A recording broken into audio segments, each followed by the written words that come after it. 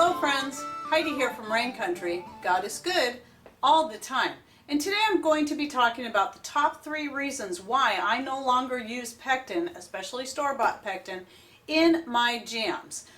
Now, reason number 1, most of the store-bought pectins you get are made from GMO ingredients. So if you're trying to avoid genetically modified organisms, you'll want to avoid those store-bought pectins. Now, there is a pectin out there that I will go ahead and put the name of it right here, and it is supposedly not supposed to have any GMOs in it, and it's supposed to be vegan and all that kind of stuff. I've never tried it, so I don't know very much about it. I know that it's not available here locally, but I've seen it in health food stores before, so you can probably, if you have maybe even a Whole Foods market near you, you could probably find it there. So if you're making the kind of jams that you really got to have an added pectin to it, that might be what you want to look into. Now, reason number 2 is the frugality of not having to buy a store-bought pectin. Now, you can make your own pectins simply by getting some apples or some citrus peels and just make it yourself. I've done it before. I have a jar right, where is it? Right here, of some apple pectin I made. I found some, there was a tree growing down the road with little tiny sour apples on them. I think they were crab apples. And, you know, it's just out in an open field and didn't belong to anyone, so I just picked a bunch of them and took them home and made some pectin out of it.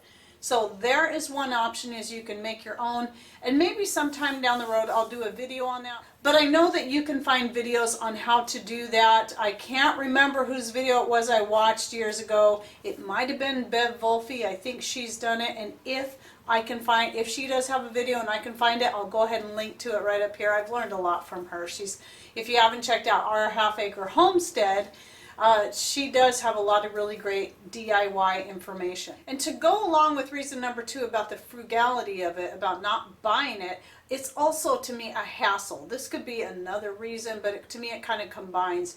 You know, let's say you just got a bunch of fruit, you went out and picked your blueberries, you went out and picked your raspberries or blackberries or whatever, and you come in and you're all ready to make jam and you realize you're out of pectin.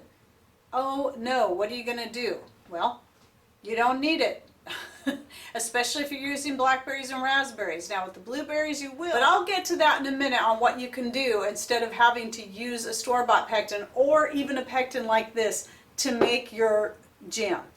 Now, top reason number 3 as to why I do not like to use pectin anymore, and that is the fact that I have the freedom to make as little or as much jam as I want and use as little or even no sugar in my jam if I would like.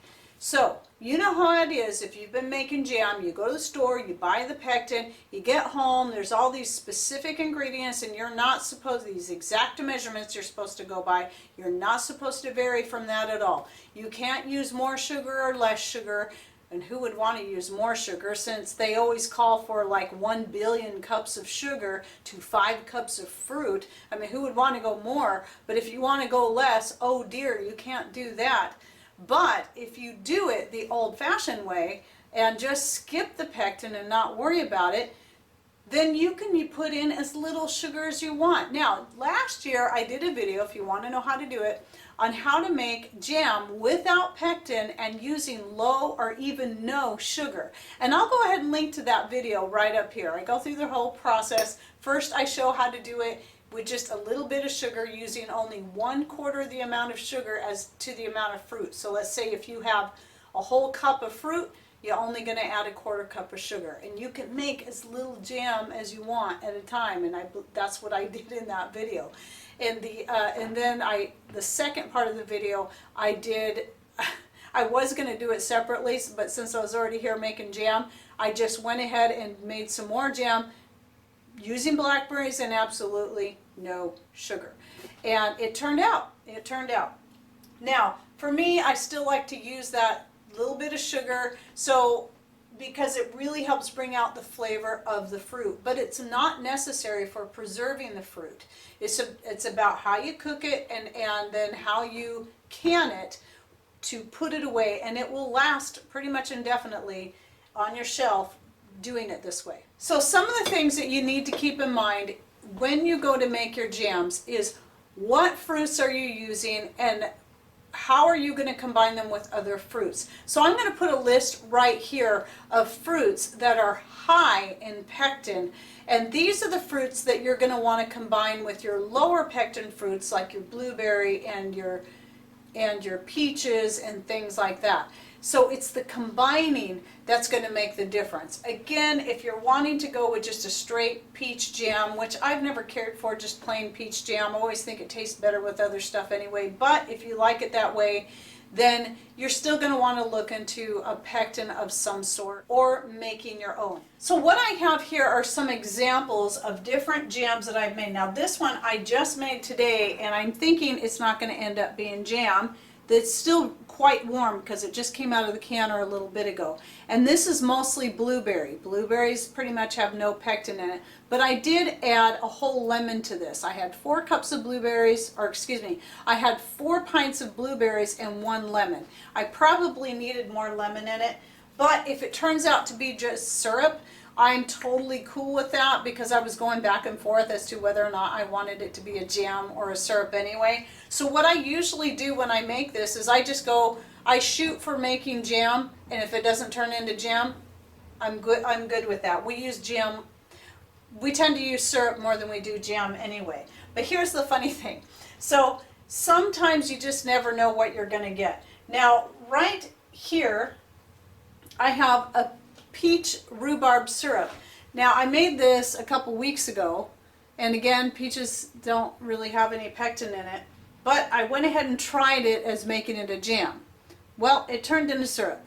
Whatever, I'm cool with that, and I've been enjoying it as a syrup. I'll add it to my homemade yogurt. Some of my homemade syrups I'll just add them, or jams, to my homemade yogurt for a little bit of flavor. And then let's see, where was the other one? Now here's one. This was made in 2015. This was supposed to be syrup. In fact, I wrote on the jar, blueberry, strawberry, rhubarb syrup. Now listen to this again. Blueberry, strawberry, rhubarb. No pectin. It's supposed to be syrup. Take a look at that. Does that look like syrup to you? No, it turned out to be jam. So this is why I no longer write on the lids until maybe the next day or two after it's had time to fully set, and I can tell what it's going to end up being. So if it's jam, then I write jam. And I didn't use any other fruit in this. It was just a matter of how I cooked it, and it turned out just fine. So you got to be prepared. If you're doing this, you may have some jam failures that turn out to be syrup. And if you're like me and you tend to make pancakes maybe once a week, or you like to use your syrups on ice cream or for flavoring things, you know, and it's really great for adding to oatmeal too, for flavoring oatmeal. So don't worry too much about that. Some more examples are, here's the blackberry jam I made from last year. Just blackberries, a little bit of sugar, and nothing else. Here's the raspberry jam I made the other day. Here it is. It's a delicious, wonderful raspberry jam. And I don't remember how much it was, but it came out to be a full pint when it was all done. And here's the great thing about this. Now, some of you have been watching some of my garden videos know that my raspberries just up and died this year. I don't know if it's because we found a rat tunnel under there, the rats tunneled under it, or if it was the weeds choked them out, which I really doubt it was the weeds. But either way, we didn't have any raspberries, but our neighbor just, for whatever reason, blessed us with a bunch of raspberries. And, you know, again, this is where that whole idea comes in handy, where I don't have to worry about not having enough fruit to make the jam. I just made jam with whatever it was she gave me, and it was only, well, it only ended up making a pint. So I used a quarter amount of the sugar to the amount of jam that was there. I always measure it out first. I mash the fruit down, measure it out, see how many cups it is going to be, and then I take that amount and quarter it, and that's how much sugar I put in. Because again, it still just tastes better. But if you're trying to avoid sugar altogether, you can do that. You can just leave it out and just cook it until you've got your jam, and it's great. Oh, and here's the raspberry jam I made in 2015. No pectin. This is all pectin free, other than the pectin that's in the fruit itself. And then of course there's apple butter. I have a video on this particular one right here that I did last year. I'll go ahead and link to it up here. And this is blueberry, rose, apple butter. So obviously apple butter, you don't need pectin because the apples, especially if you're using a tart apple, is going to have tons of pectin. So having that freedom of being able to make your jams without pectin so that you can control what all fruits you want to use and how much sugar you're going to put in it is just very liberating.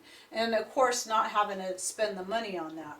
And so look at your different fruits, look at what you have and consider what can you combine to increase the pectin level in the fruit if you're starting with a low pectin fruit, and what can you add to it? Do you want to add apples to it? Apples are always great because yes, it's going to change that texture to be more like that, you know, apple butter like you think of, but it's going to thicken it up. And that's one I tend to make quite a bit. Blackberries are wonderful. Oop, that's the raspberries. Blackberries are wonderful because they're very high in pectin. You don't need, you know, you can just make plain old blackberry jam and you don't need anything else to do that. But you could also combine blackberries with, let's say, your blueberries. Or it seems like I had one here somewhere that was a blackberry, blueberry, something or other.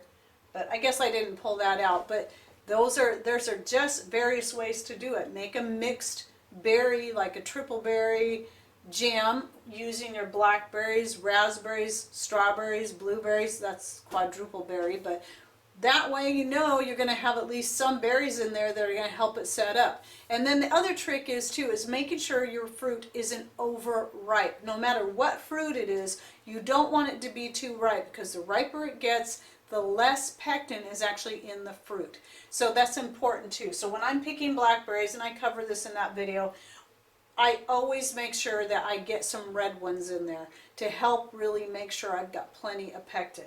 Now somebody did say that when it comes to berries like blackberries that the pectin is in the seeds, and that was interesting. I hadn't heard that before, but I also do know that having a more unripe fruit is going to be high in pectin. So typically when you think sour type fruits, that's automatically, you know, currants are another one that are high in pectin. So sour fruits in general are going to have your high pectin content.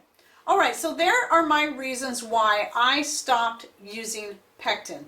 And if I want to make a jam that's low in pectin, you know, where the fruit is low in pectin, I'll just combine it with something else. And if it turns into syrup, it's all good.